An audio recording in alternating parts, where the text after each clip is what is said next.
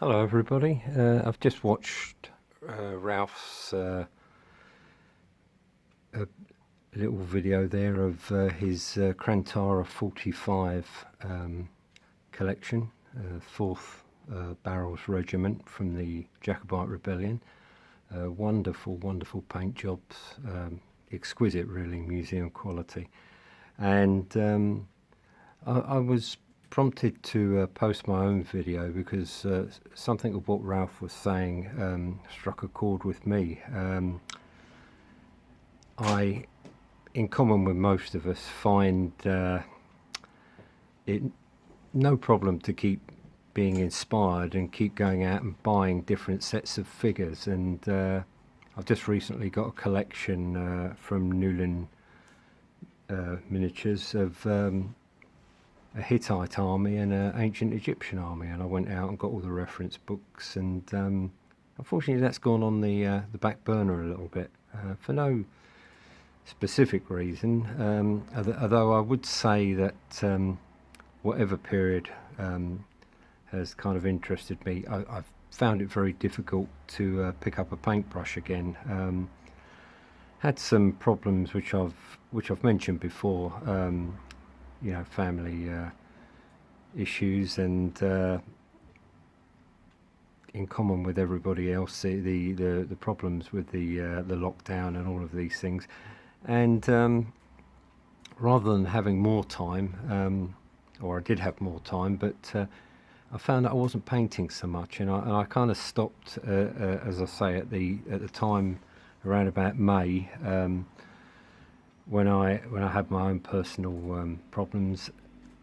I stopped painting, and as I say, continued to buy. That's as we know the easy part, but stopped painting, and didn't know really how to get back into it, because it's, you know, I'm no great painter. I mean, I look at what some of you guys do. As I say, I've just seen Ralph's work, and I'm not in the same league, but over the years, I've been quietly pleased by what I've achieved myself, the level of paintwork that or painting that I've managed to achieve on some of my figures, to the point where I look at some of the old stuff that I've done. I mean, some of the 28mm stuff I did from English Civil War, Warlord Games, plastics, and Perry's plastics, and I'm looking at those and I'm thinking, how did I ever do these? Not because they were in general terms magnificent, but they were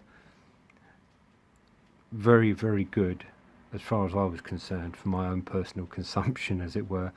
I've looked at some of the facial detail. I managed to get the eyes and skin tone, and I've looked at all of these, and even the most recent ones. I've been doing the Newlyn Miniatures Jacobite range, and you know, some of the ones I've done, the ones you see at the back of the US naval figures here, are actually they've been untouched since about May.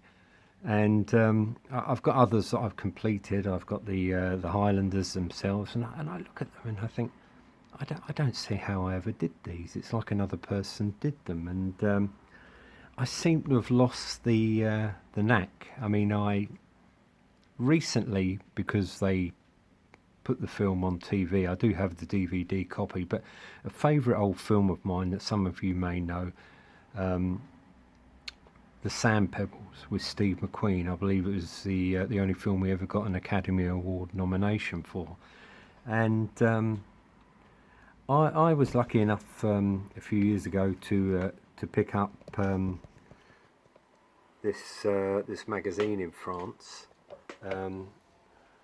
which basically detailed the making of the gunboat that was central to the film. Now, the film was set in China in the 1920s on the Yangtze River, and detailed the West, Britain and America foremost, who when the country was ruled by warlords and were starting to be taken over by the communists, the West had many, obviously, trade interests and missionaries, and they sought to protect them with the use of gunboats, and Britain was foremost in that. But this particular film detailed a group of American sailors. Steve McQueen was a somewhat sort of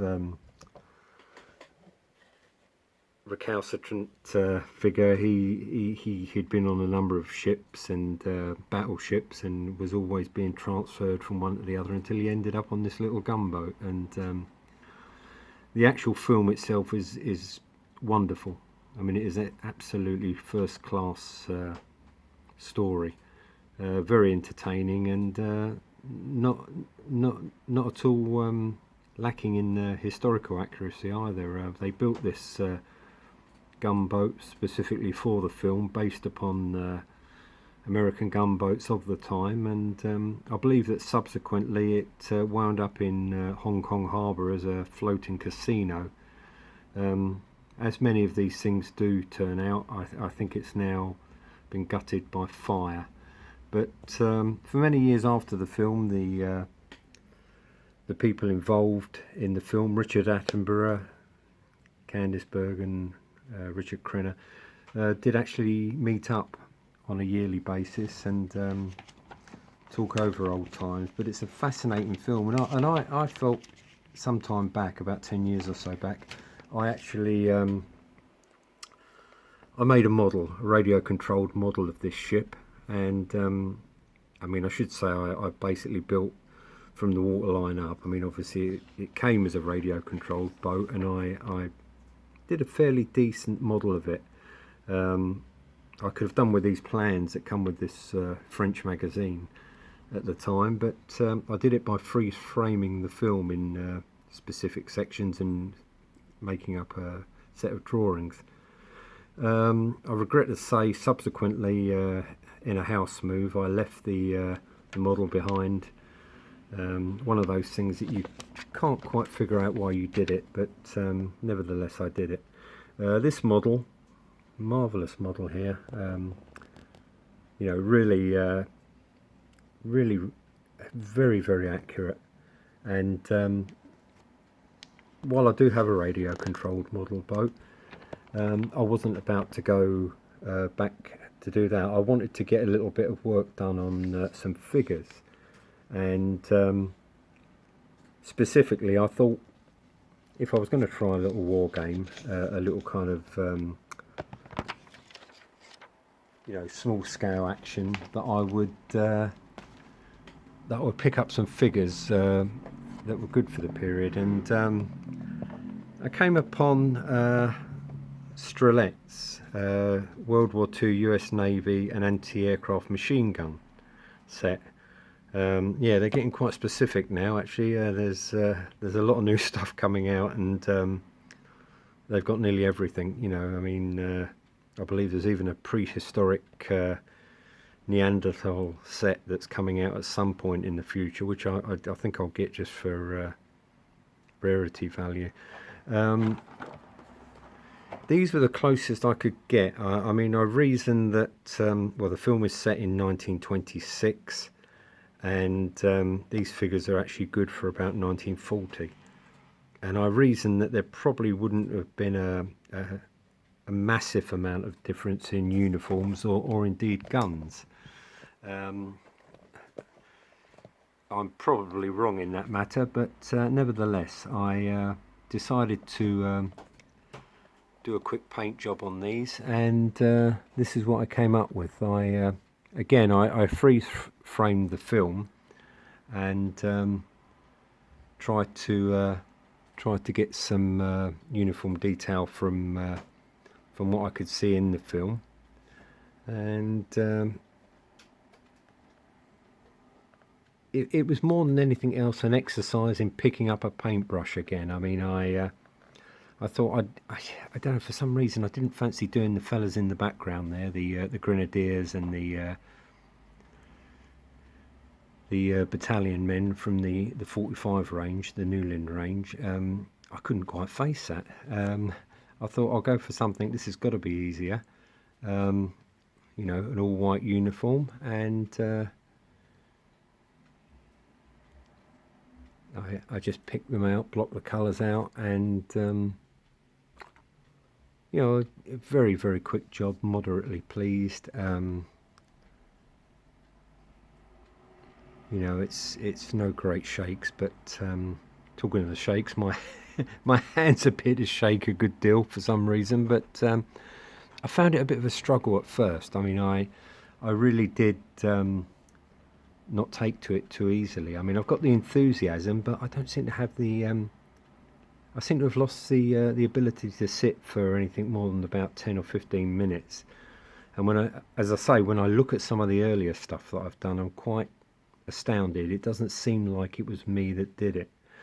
I don't know if you know what I mean, but you know, I'm quite, I'm usually impressed by what I have done in the past. But yeah, I feel like I've had to sort of learn again. You know, it's just a matter of patience. You know, just the feeling that you can sit down and do a tartan, you know, and spend the time, you know, actually picking out great detail. I mean, you know, I'm usually able to sit down for a long time, and I've had, in common with a lot of people, I've had a good deal of time to myself to do these things, but for some reason I've lacked the patience. Really have. But I thought I'd get stuck into these guys and do a little representative set. I mean, the Chinese could, judging by what I saw in the film, the uniforms, I think the IMEX plastic range of Chinese communist troops, specifically for the Korean War, would probably, you know, I might horrify enthusiasts, but that they would probably do for the Chinese. But I was pleased to get back in the saddle again, as it were.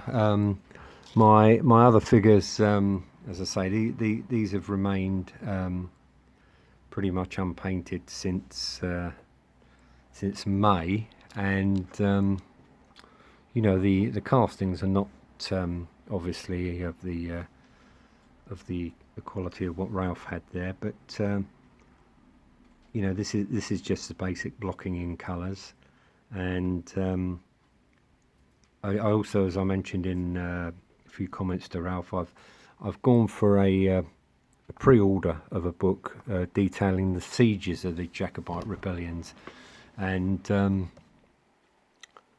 that includes Ruthven Barracks, the two sieges that took place there, and got particular interest. We managed to get a week in before everything locked down again, and I did a fairly windswept video of Ruthven Barracks, and spent some time up there, as I have on previous years actually. So I've got quite a close affinity with the place, and I would certainly like to know a little bit more in detail about the two sieges that took place there. But that's my you know, I haven't done any painting for such a long time. I mean, I've talked a lot about doing painting. I've picked up countless Italy battle sets, and as I say, recently the two armies from New Line Designs, Egyptians and Hittites. But that's the easy part, as we know, buying. I've not been able to pick up a brush and really sit down and do any painting for a while, so I'm it's a bit rehabilitation. Apologies for the paint jobs on these. They're looking increasingly tatty as I examine them through the camera, but I think I've got to get back. You know, it's like falling off a bicycle, really.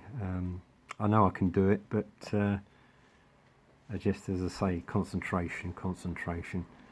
So anyway, thank you for listening, and nice to see all the stuff that you're putting out, and let's hope that we can get back to some kind of shows, probably at the end of next year now. I just don't like to say who knows what's going to happen.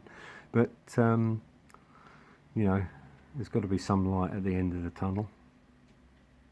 Could be a train, I suppose, but I'm hoping that you know, this long nightmare is coming to an end. Anyway, that's my little offering, and hope it all finds you well. Thank you.